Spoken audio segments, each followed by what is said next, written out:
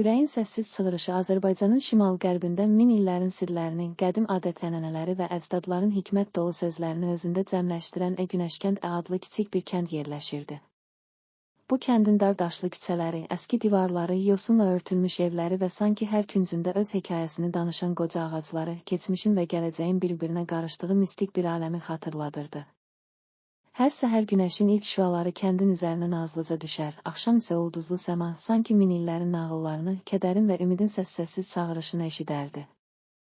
Kəndin sakinləri nəsildən nəslə ötürülən ənənələrə, əcdadların öyrətdiyi dəyərlərə və insanlıq tarixinin zənginliyinə sadiq qalırdılar.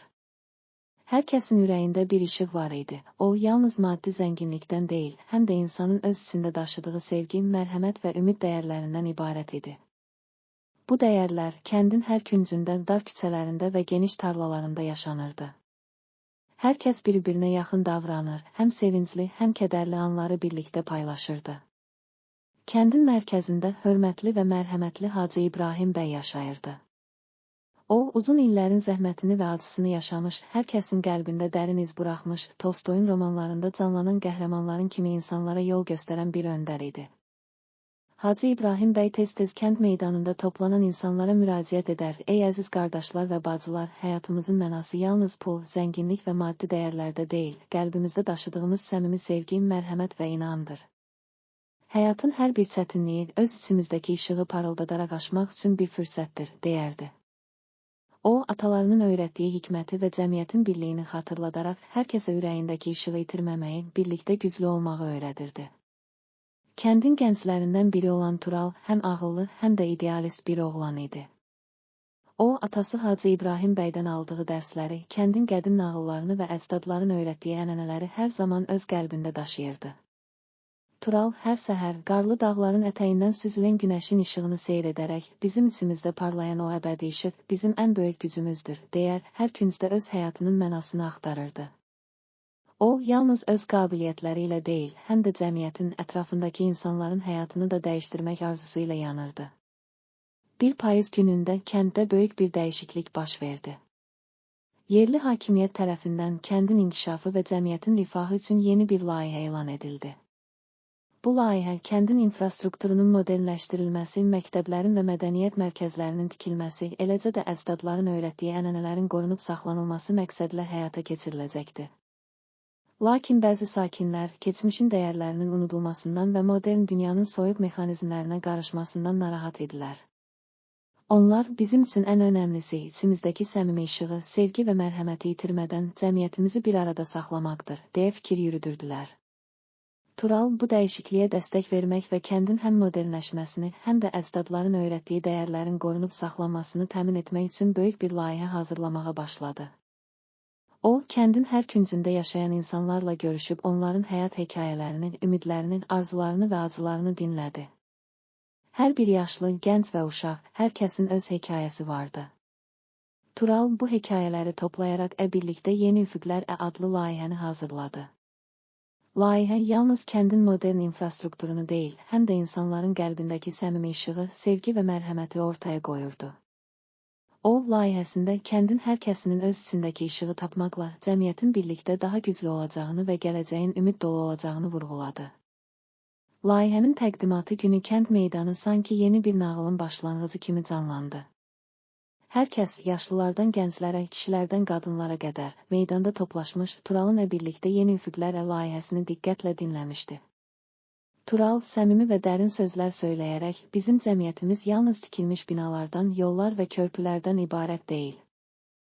Əsl güc hər birimizin içində parlayan o əbədi işıqda, sevgi, mərhəmət və inamda gizlidir.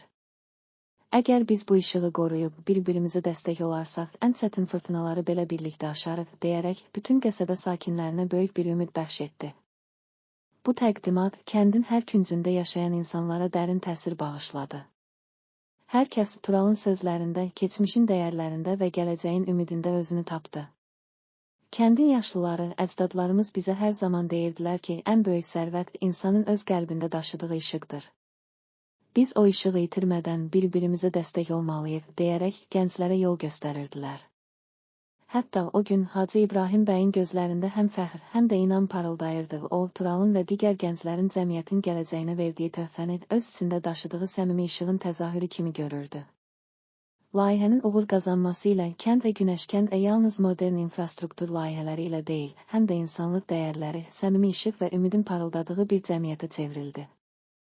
İnsanlar hər gün öz qəlbindəki o əbədi işığı taparaq, sevgi və mərhəmətlə bir-birinə dəstək oldu. Qəsəbənin dar küçələrində gəzənlər hər bir daşın, hər bir ağacın səsində keçmişin və gələcəyin sirlərini hiss edir, hər addımda öz içindəki gücü tapırdılar. Tural və digər gənclər kəndin mədəni irsini qoruyub saxlamaq üçün müxtəlif tədbirlər təşkil etdilər. Onlar köhnə nağılları, hikmət dolu sözləri və atalarının öyrətdiyi ənənələri yenidən canlandırmaq üçün teatr tamaşaları, sərgilər və ictimai müzakirələr keçirdilər.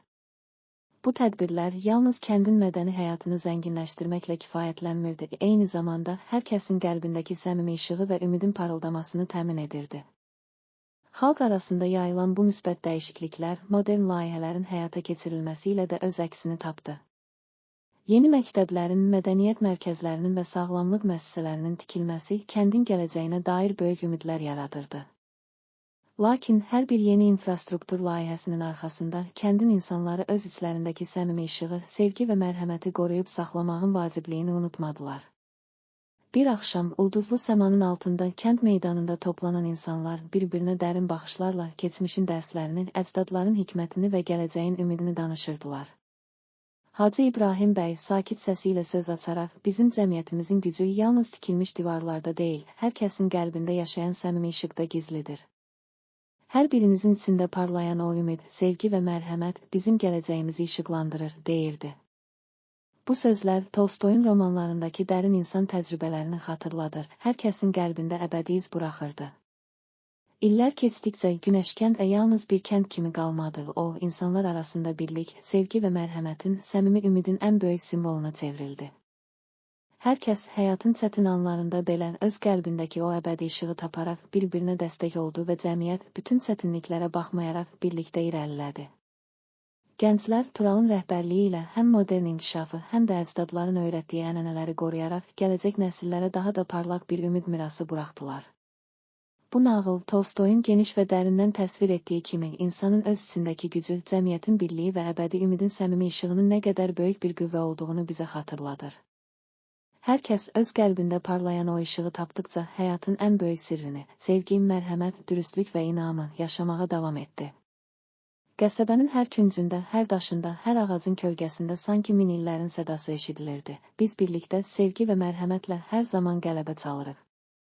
Beləliklə, Cəmiyyətin İşığı adlı bu dastan Azərbaycanın qədim torpaqlarının zəngin mədəni irsinin, əcdadların hikmətini və insanların qəlbində yaşayan əbədi ümid işığını nəsildən nəsilə ötürərək hər kəsin içində parlayan o əbədi işığın, cəmiyyətin ən böyük zəfəri olduğunu bizə göstərdi.